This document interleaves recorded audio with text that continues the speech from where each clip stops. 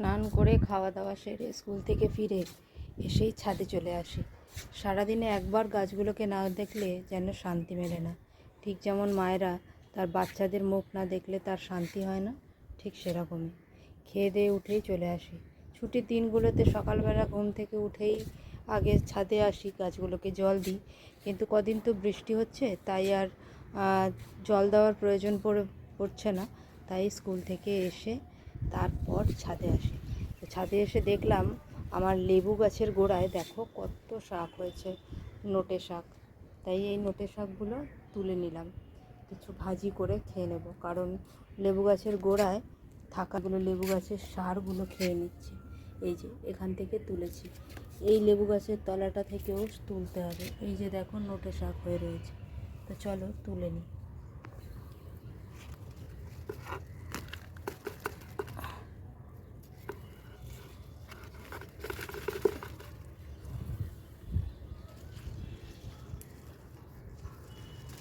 অনেকটা হয়েছে, এক আঁটি মতো শাক হয়ে গেছে।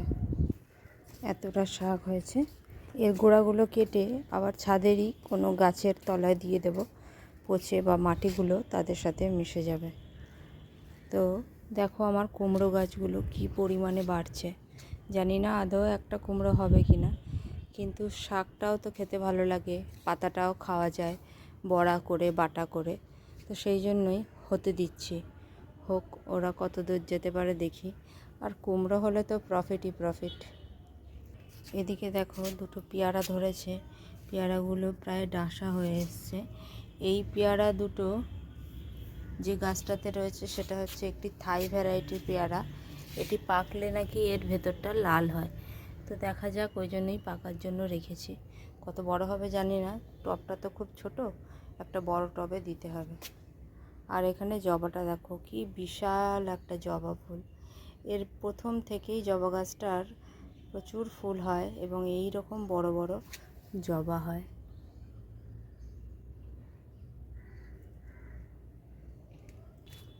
বাকি গাছগুলো কদিন বৃষ্টির জলে বেশ সুন্দর হয়েছে। আর এখানে আমার মালবেরি গাছগুলো দেখো বেশ বড় হয়েছে, যেহেতু এই র্যাকটাতে বসিয়ে দিয়েছি দুটো গাছ একসাথে। বৃষ্টির জল পড়তে বেশ বড় বড় পাতা ছেড়ে ঝাঁকড়া হয়ে উঠেছে। আর এইখানেও রয়েছে কুমড়ো গাছ, অনেক কুমড়ো গাছ বেরিয়েছে।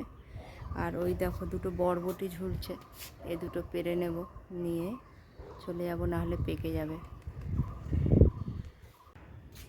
এই দেখো কিছু পাতা কেটে খালি করে দিয়েছি। এই যে আমার কাটার, গার্ডেনের কাটার, এটা দিয়েই কতগুলো পাতা তুলে নিচ্ছি। এই পাতাগুলো আলু সবজি দিয়ে চচ্চড়ি করলে বেশ ভালোই লাগবে খেতে। তাই গাছগুলো এত পাতার ভারে পেরে উঠছে না উপরে উঠতে, তাই একটু কেটে হালকা করে দিচ্ছি, যাতে ওরাও ভালোভাবে উঠতে পারে।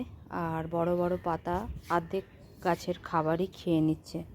চলুন তাহলে আমি এইভাবে বাগানে আরেকটু থাকবো, কাজগুলোকে সেরে নিয়ে তারপরে নিচে যাচ্ছি। আর ভিডিওটা তাহলে এখানেই শেষ করছি। ভিডিওটি কেমন লাগলো অবশ্যই জানাবেন, ভালো লাগলে একটা লাইক করে দেবেন। আপনারাও অনেক অনেক গাছ বসান। টাটা।